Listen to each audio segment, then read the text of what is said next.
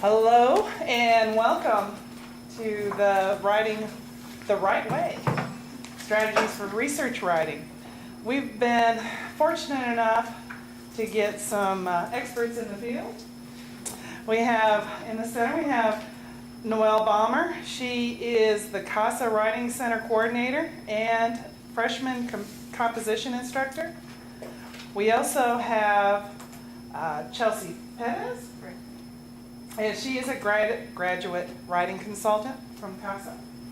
And we have Michelle Garza, who is the grad elite writing consultant and freshman composition instructor.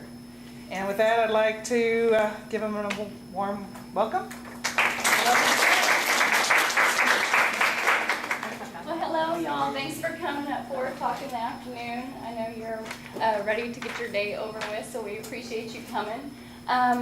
When they came, when Grad Elite approached us and asked us to help facilitate this workshop on research writing, we kind of wanted to know what types of disciplines were represented. So just really quickly, what type of fields do we have represented here?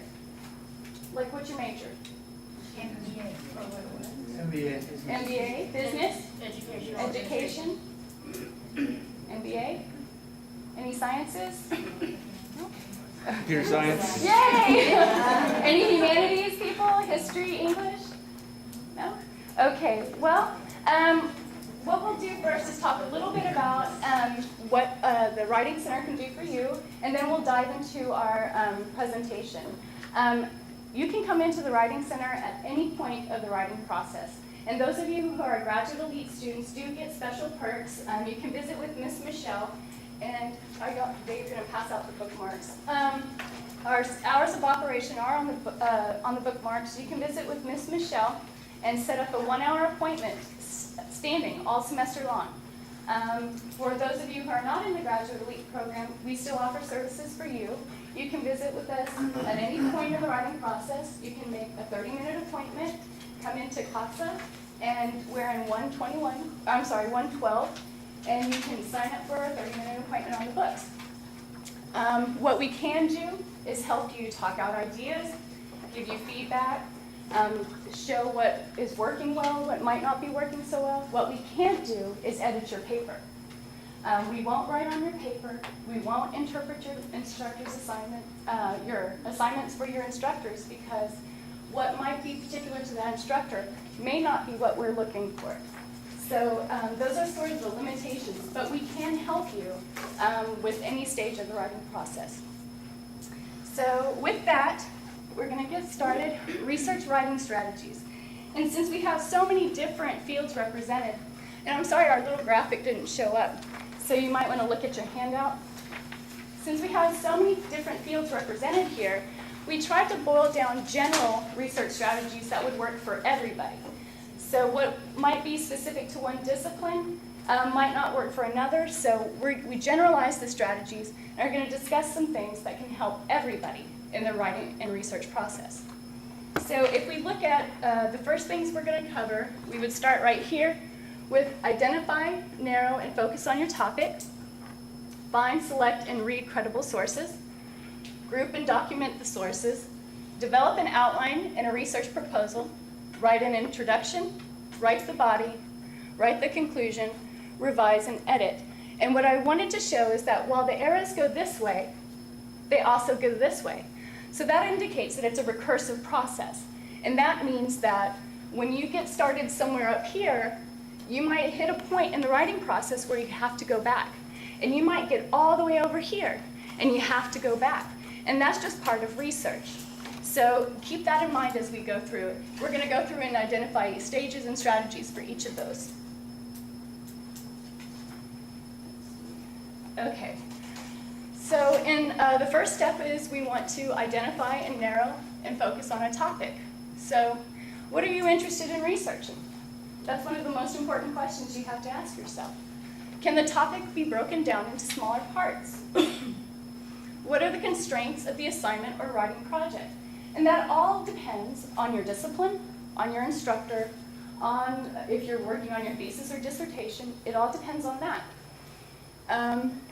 Do you know the field and its literature well? So before you can, oh Lord.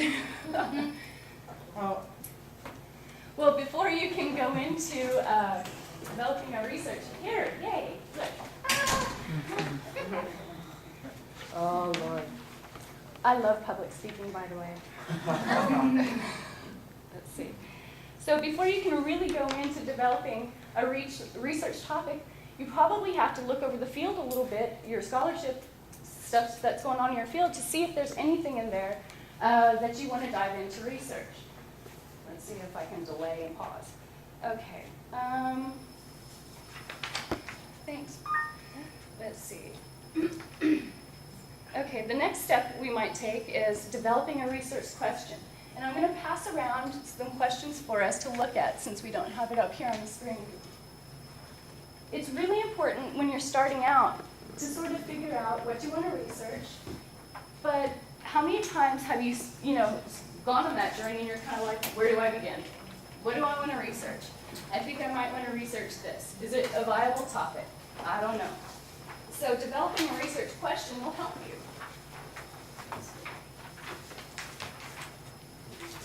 And hold on to these for later because we're going to use them for an activity.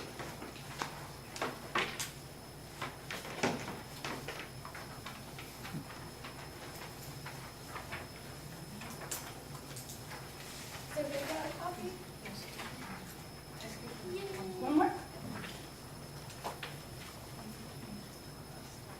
Yay! Hallelujah! You about just had to pick me up off the floor. So, developing a research question. The points that we're going to cover here are all on this handout. So, what are the important research questions in your field?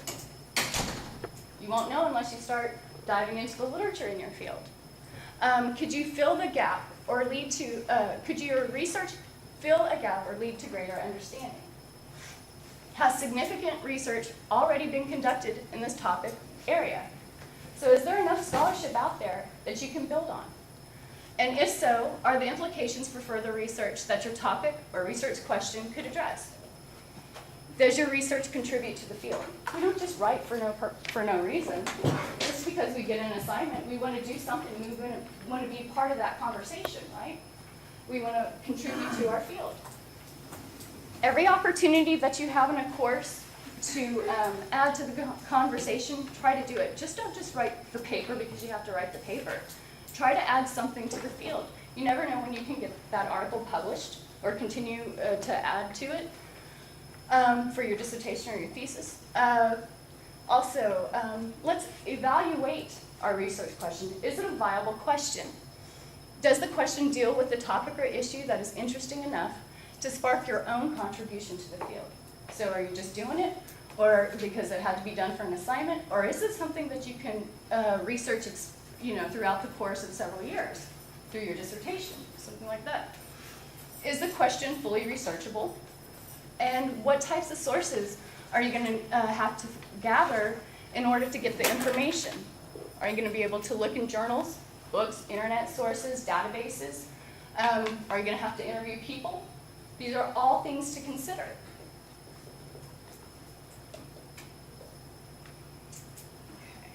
And also, is access to that information unproblematic and reasonable?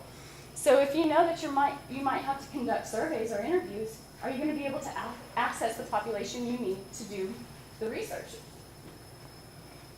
IRB approval, all that stuff, right? Given the type and scope of the information that's needed, is the question too broad or too narrow?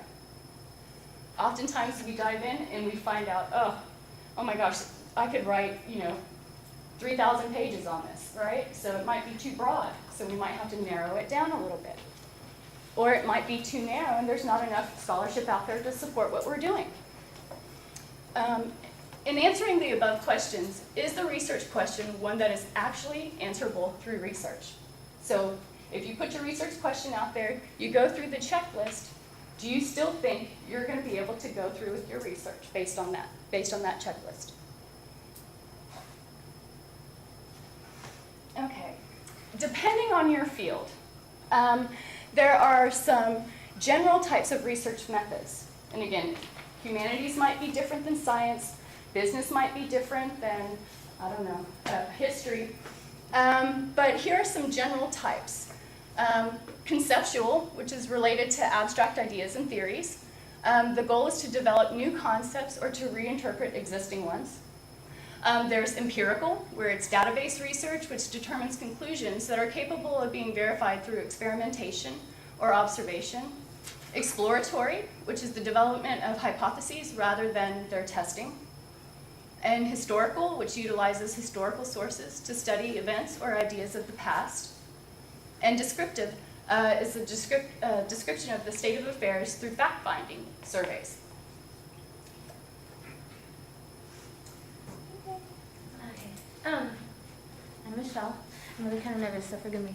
But just kind of piggybacking off of what Noelle kind of said about entering into a conversation and research in general, and these are other kind of general types of research methods. These are kind of ways in which we kind of enter into the conversation. Through different methods, we can add something different into a conversation. And the way I kind of explain research, I guess, to my students is, you're looking at the conversation as if, like, you can think of it as, like, maybe your favorite love song, and think of how they're kind of entering into a conversation concerned with, well, what does it mean to be in love? And they're kind of basing it off of their own personal experience, observations of other relationships and stuff like that, and other things within the world that kind of define love, and things that they see, that they've read, that they know about it. So that's basically kind of how research kind of works. What we do it's based off of personal experience, our own personal observations, and other things that we read. And so analytical research in general is basically the critical evaluation of material and facts already present. So when you're analyzing this material, you're gathering information and you're synthesizing the material in order to kind of develop a kind of analytical perspective. It's an analysis. You're making connections between one source and another. What one person is saying and compared to what another person is saying. Applied research is designed to solve a specific problem. It has to do with applying kind of theories to specific places. Like what we do as comp instructors, we apply different theories and methods of teaching in the classroom. And the feedback that we get from our students and stuff like that is kind of our research kind of data for applied research, basically.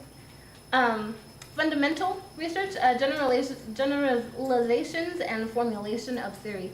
This helps to inform applied research.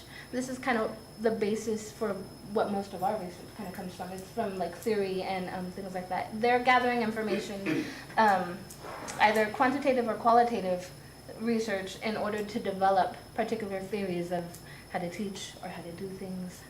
Theorized hypotheses, basically.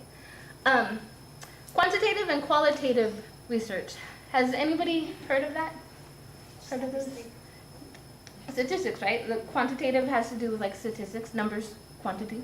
So it's based on the measurement of quantity or the amount. So I mean, you're taking statistics of like a certain group of people or community itself, and trying to get a deeper understanding of a particular topic based off of that, the information that you get. And qualitative research, discovering the underlying motives and desires. You're gaining a deeper understanding of a field in general or a community through other people's research and things like that. Stuff like ethnographies. Yeah. Primary sources, secondary sources, and tertiary sources. I can never say that word. But okay, are you guys familiar with the differences between primary sources and secondary sources? No? Yes? No? Maybe so? Yes. So what is a primary source? What do you guys know? The first author, is it direct sentence? So it's like it's the very first person who came up with something, like who identified something, basically. I don't know how to explain it. And for example, in sciences, it might be the researcher that conducted an experiment and wrote up the results of that experiment and published it in an article. Okay. Secondary sources have to do with, well, they're basically, it's like they're gathering information from primary sources in order to kind of compile their own ideas. They're analyzing all their studies in order to kind of come up with their own analysis of a particular topic. Tertiary sources, are you familiar with those? What are they? Tertiary sources, basically, like the way that I kind of describe them is they kind of like, they're in between primary and secondary sources in that, like encyclopedias, dictionaries, stuff like that. They're informative sources that gather primary documents and just kind of tell you this is what it is. They kind of pull all that information together in one source. An example might be a textbook, or like she said, an encyclopedia. So it's 3 levels down from the original. Okay.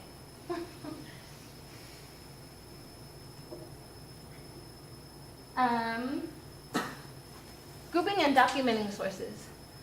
You want to be sure, like within the research process, with that, because it can get really jumbled as we're kind of gathering information. So you'll develop kind of a means for organizing all these sources and stuff like that. It might come after, or you might do it while you're gathering sources, but you're keeping track of your sources as you go. You record citation information, because I mean eventually you're gonna need it, and if you don't do it like from the very beginning, you might be kicking yourself in the butt, like as it's like gonna be due or coming up to be finished. And then also annotate your sources to address how the source will be used in your research. So annotations typically they go over like the credibility of the author, the credibility of the source. What is the main idea? What is it that they're saying? In order for you to kind of evaluate its purpose in your own research. How are you going to use it within your own research? And how is it going to benefit you in general? And it helps to annotate sources so that, you know, as you're kind of evaluating them this way, you can determine which ones you can actually use for the research paper and which ones you'll kind of X out. Also make note of how the source fits within the context of your discussion and within the field itself. And for those of you who are maybe doing research for the first time, I would suggest talking to your professor and asking them what methods that they're using to keep track of their citation information and all of their sources, and how do they go about just staying organized, because it is a lot of information once you get started. So I just talked to one of my professors and she explained her process to me, so I found that very helpful research. I actually bought one of those big $13 binders from what is it? Office Depot. Yeah. Office Depot, and I brought it in every single day, and everybody was scared of it. But like I have all my sources and resources with all my notes. I take notes on the actual documents, and then I kind of transfer them over, and I have annotation sources in there. So like, it's scary. It even scares me still. But no, that's not what I wanted. Okay. All right. Develop an outline and a research proposal.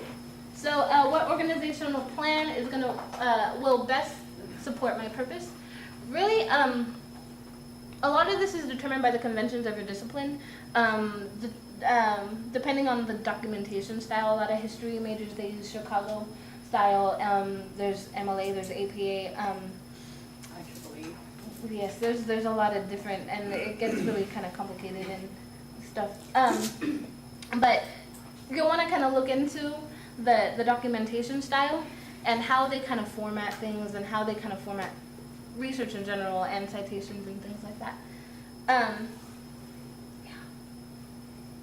To kind of determine the best organizational plan. Questions? Yes. Is this slideshow available anymore? Yes. It will be available online at elite.tamucc.edu. Once we get the video Okay. and everything, we'll have Awesome. we will have the slide available. I do have something on publication. It's actually, I'm not sure about every field, but I know for English, like you have to actually consult that journal and see what their publication style is, because there is not just one publication style that every journal in your field uses. Some of them are very specific, and if you turn in something that's not following their publication formatting, then you're gonna have to go and reformat your whole thing. So consult the journals that you want to be published in to figure out what their publication style.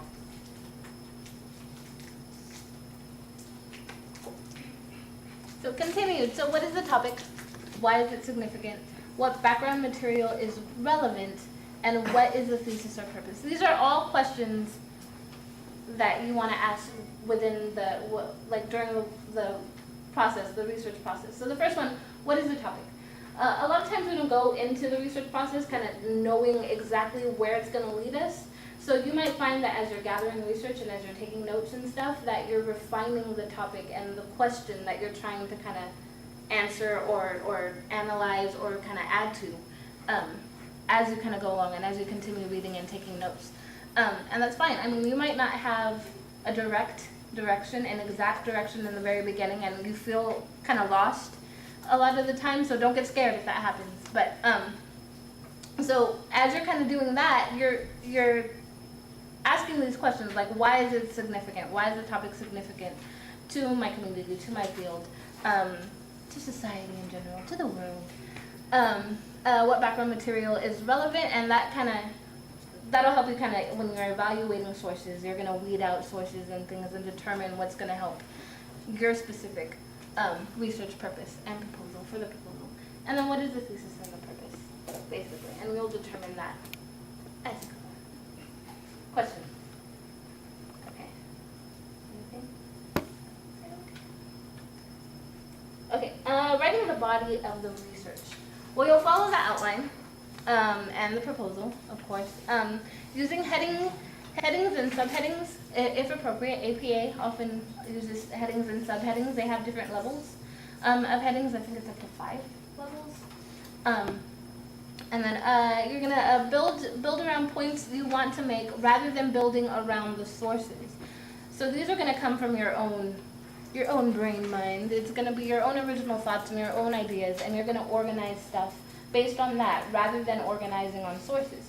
So you might incorporate multiple sources into one paragraph, one main idea, and not have one paragraph for this source and then another paragraph for another source, et cetera, et cetera. Can I interject something? Yes. Right here on, we'll go back to the introduction in just a second. I spoke with the professor just the other day, and she was like, why can't my students write? They're graduate students. I assigned them a research paper. And they were stuck at the summary level. So they were able to gather the research. They were able to read the articles, but they were stuck at summary. So they would summarize the articles in their paper, but they never analyzed, they never explained, and they never evaluated the articles. So they just reported back, but they didn't say, okay, so what? And so it's synthesis. That's the major part. Be sure that you're able to synthesize. You're not just dropping sources in there. They have a purpose. So let's go back to introduction just real quick. We missed a slide. Oh, okay. Sorry.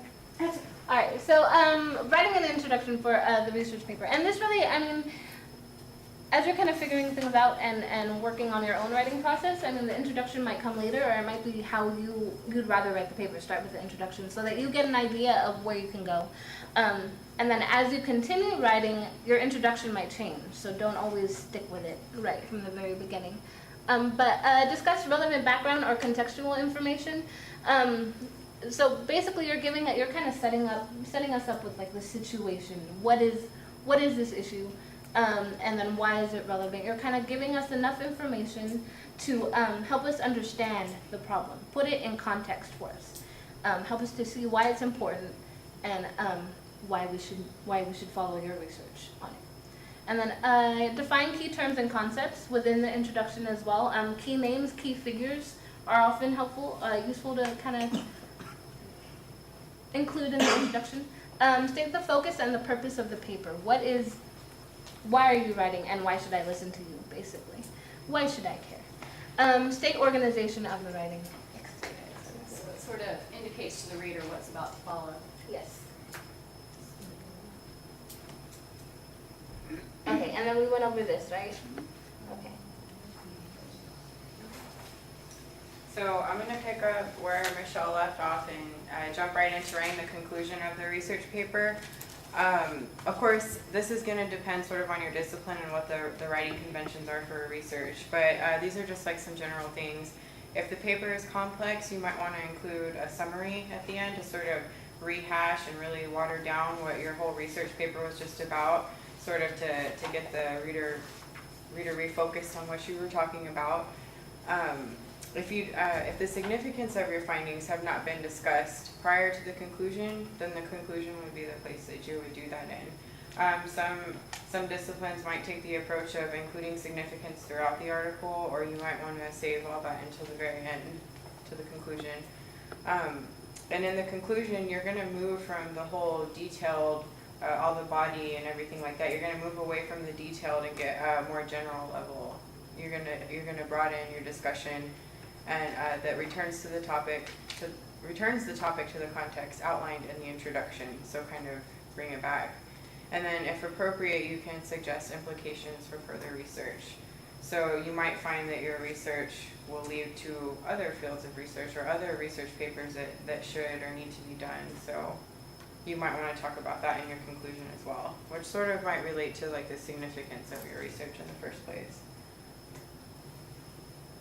So there's two types of revision. You have global revision and local revision. So here we're going to talk about global and some of the things to focus on in global revision.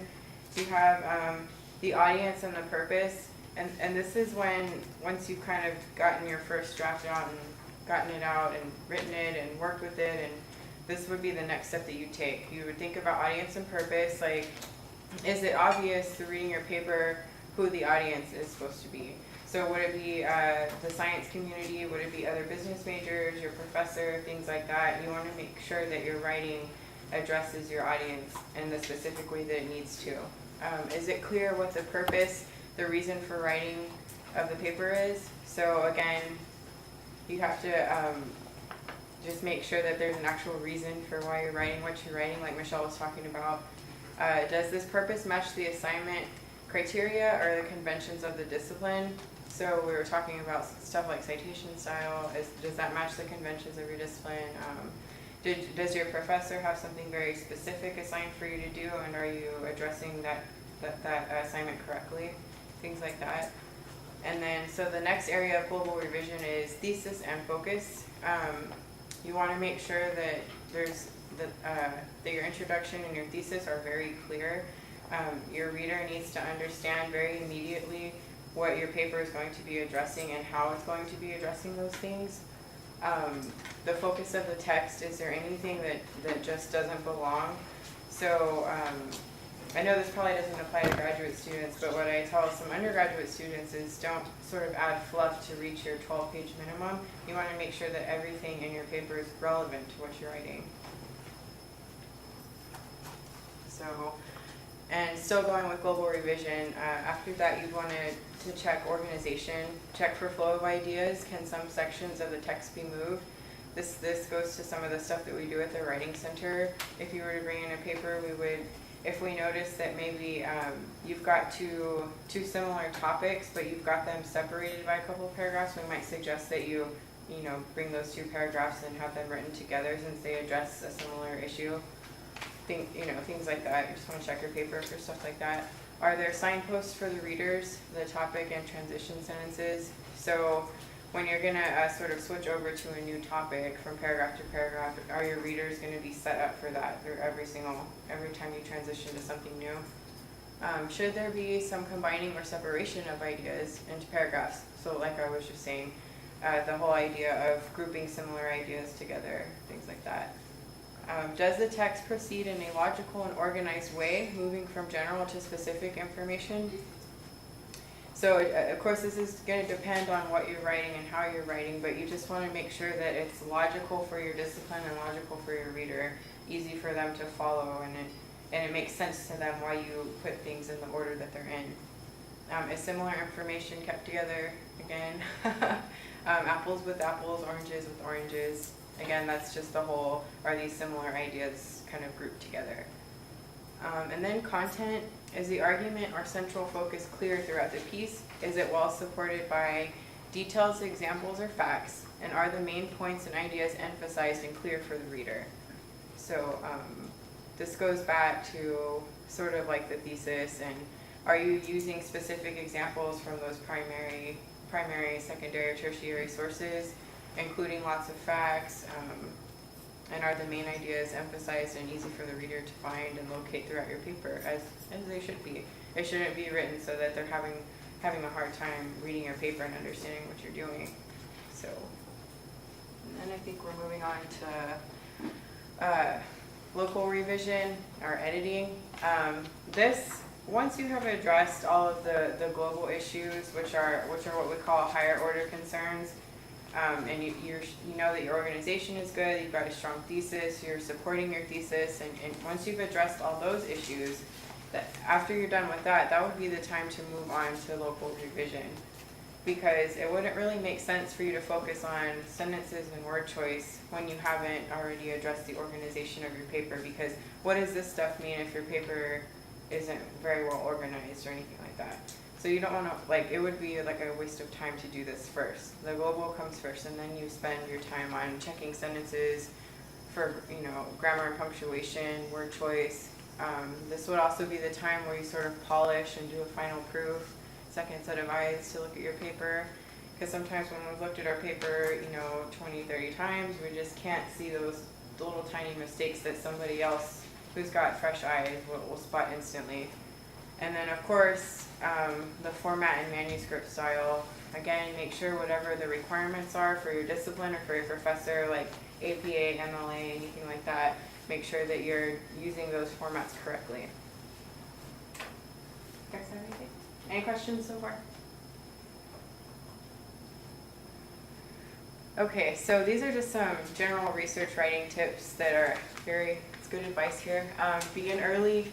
If you've got a big research paper due at the end of this semester, you need to think about starting pretty soon. I know I have a research paper coming up at the end of the semester. It's my final exam, and I already started last week, so I'm trying to do it in phases. Be prepared for your research question and the scope of the research to change. I think Michelle talked about that, and this really goes back to this, the research wheel. As you're doing your research, like Michelle said, you might see that as you're looking through the scholarly conversation about what's being said in your field, you might find that you need to maybe revise your research question to be to go in a little bit of a different direction, or to be more narrow or something like that. So just be prepared throughout the research process for those things to change, because it's gonna happen inevitably. I really doubt that anyone comes up with a question and they do the wheel and then they're done. It's a constant going back and forth and revising things. Work at least 30 minutes a day on your project.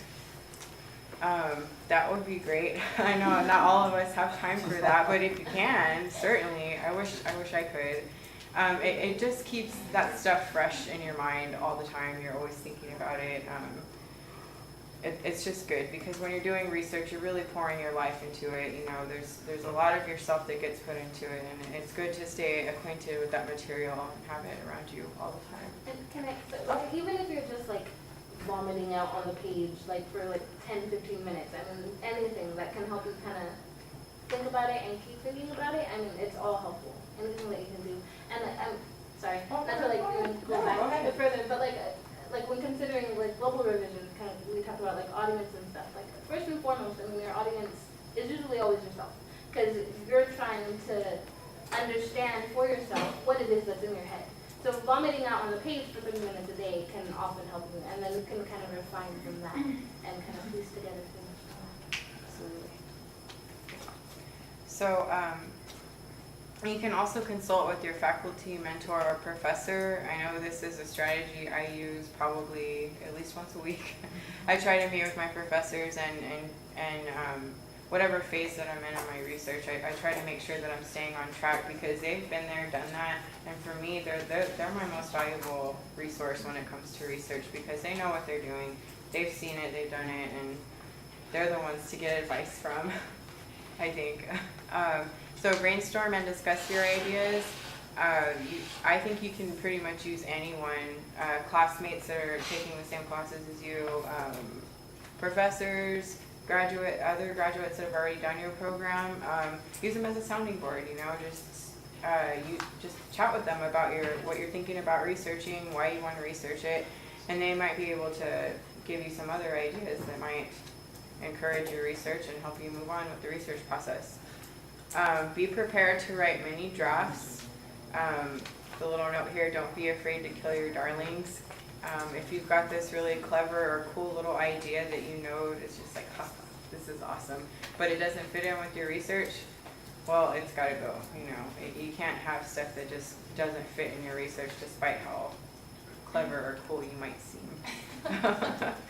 And of course, at any stage of the writing process, please come visit any of us at the Writing Center. We'd be more than glad to assist you at any stage of the writing process.